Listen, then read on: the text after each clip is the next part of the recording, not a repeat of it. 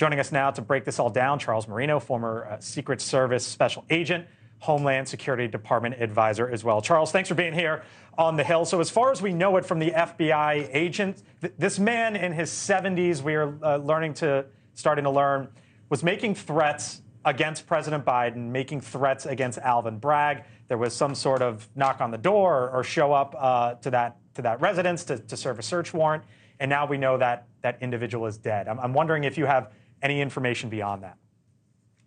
Yeah, well, what I can tell you is I've reviewed the Facebook posts made by the deceased, and these were direct threats, not only against the President of the United States, but also the Vice President, officials that are involved in the prosecuting of cases against former President Trump, and as well as threats against the FBI and other federal agents. And so this is a clear violation of law. There was no ambiguity here.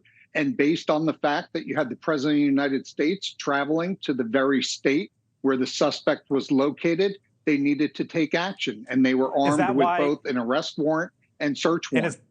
And is that sort of, take us behind the thinking, Charles, is that sort of, I guess, not the tipping point, but the main consideration here? You've got the President of the United States, a threat against him, but also that he's heading into that very state?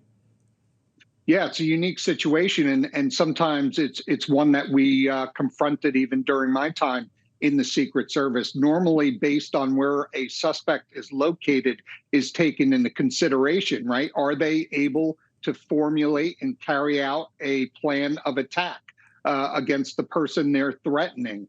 Where are they located?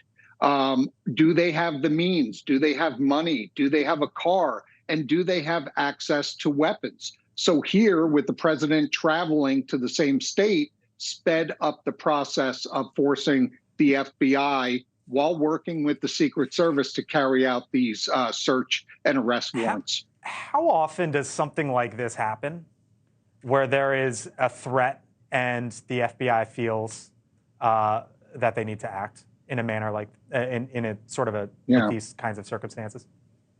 Well, we're seeing an increase, unfortunately, based on the political rhetoric and divisiveness throughout the country.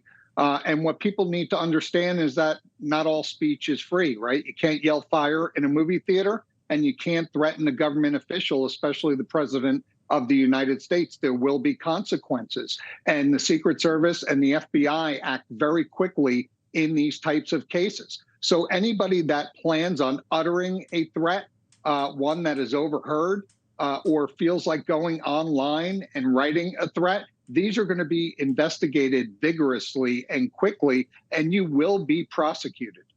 But I guess just last question, Charles, how often does this happen? Like in your career, how often did you see threats like this made against the President of the United States?